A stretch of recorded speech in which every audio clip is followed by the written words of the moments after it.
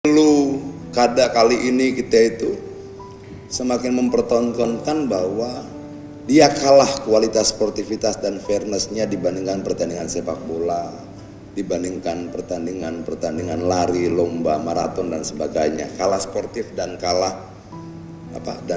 fair lah. Sementara yang dipertaruhkan tentunya sangat besar. Seperti misalnya ketika kita bicara Pilkada Jakarta, maka pertaruhannya tidak cuma piala, tapi juga 90 triliun, sekian banyak nasib orang dan sebagainya. Nah, salah satu yang menarik dari pilkada sekarang adalah hampir merata partisipasi rakyat dalam memilih turun. Di Jakarta diperkirakan sekitar 58 sampai 60%. Jadi ada penurunan antara 12 sampai 14% dibandingkan pemilu kada sebelumnya. Di Jogja turun, di Kabupaten Bogor cuma 55%, di Kota Bogor juga serupa. Nah, apa yang menarik dari penurunan partisipasi pemilih ini? Ada beberapa hal. Salah satu yang kita baca, adanya kemungkinan bahwa sekian banyak pemilih yang dipetakan tidak memilih sesuai dengan yang dikehendaki oleh mereka, itu tidak mendapatkan surat panggilan. Nah, ini salah satu informasi yang sedang kita kaji kebenarannya. Itu yang kemudian mempengaruhi partisipasi pemilih yang sangat rendah, selain faktor libur dan faktor yang lain. Tapi beberapa pemilu lain di waktu libur juga tidak serendah ini partisipasinya. Ini yang paling rendah dalam sejarah pemilu ke pemilu kita di Jakarta dan kabupaten yang lain. Beberapa hal tadi, salah satu yang saya sampaikan adalah ada banyak pengaduan pada kita, mereka tidak dapat surat panggilan untuk datang ke TPS. Dan jumlah ini sangat banyak. Ini yang sedang kita telusuri, di mana nyangkutnya. Kalau kita petakan, kamu pilih siapa? Ada yang katakan, ya saya pilih Pak Pram, saya pilih Bang Dul. Nah, banyak pemilih-pemilih yang menjadi pemilih Pak Pram dan Bang Dul yang kita identifikasikan tidak dapat surat panggilan. Begitu juga di daerah-daerah lain itu. Nah, hal yang lain adalah apa yang disampaikan Pak Dedi tadi. Di banyak tempat ini kita melihat polanya hampir sama. Pemanggilan kepala desa tidak terjadi di Jawa Tengah, di Sulawesi Utara juga terjadi. Di beberapa tempat yang lain juga terjadi. Kalau mereka tidak bisa bagikan bansos, yang dibagikan amplop. Tapi semua ini kan kos politik. Semuanya kan biaya politik yang sangat besar, yang sangat mahal.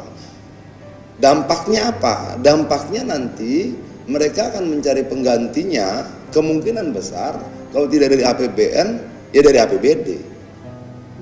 Jadi selamat kemudian ketika rakyat semakin menderita hidupnya.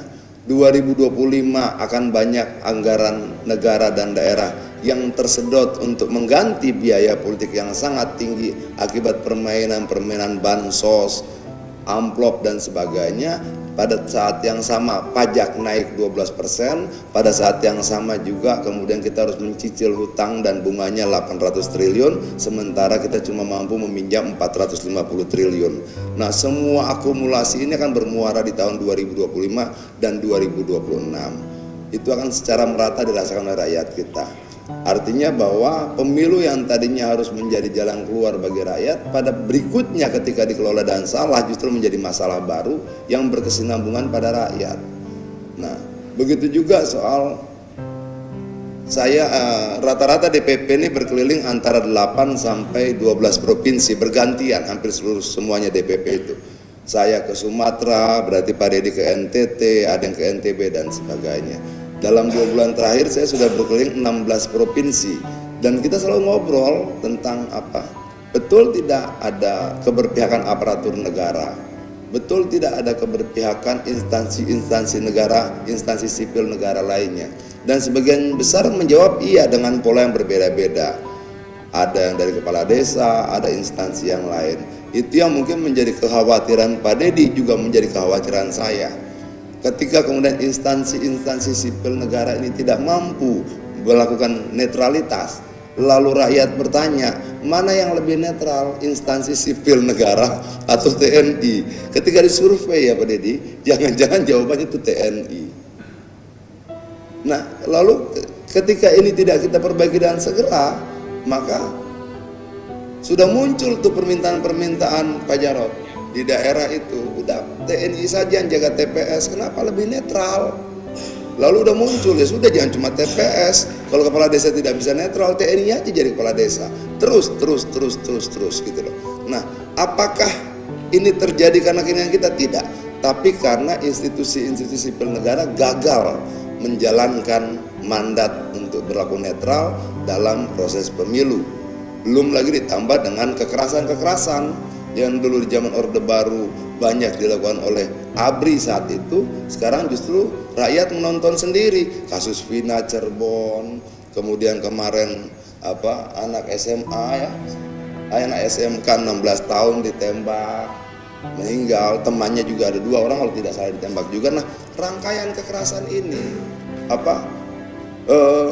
kita sudah memperjuangkan pemisahan dua fungsi ABRI dulu. Bagaimana peran polisi dan tentara itu beda, nggak tubrukan. Tapi setelah 26 tahun, instansi sipil yang kita harapkan menjadi penegak demokrasi, penjaga demokrasi, ketika dia tidak berlaku netral, mempertontonkan banyak tindakan kekerasan pada rakyat, maka kalau kemudian rakyat meminta TNI kembali seperti dulu, yang salah siapa gitu loh. Kita minta kalian netral ya, adil ya, nggak bisa. Lalu rakyat bilang yang adil yang ini kok.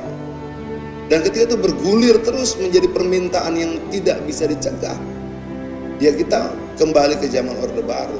Nah, ini yang menurut saya harus menjadi kajian juga teman-teman penyelenggara pemilu, kemudian teman-teman aktivis, kemudian teman-teman yang di parlemen untuk mencermati keadaan seperti ini. Kira-kira untuk sementara begitu Pak Sekjen dan lain-lainnya. Merdeka!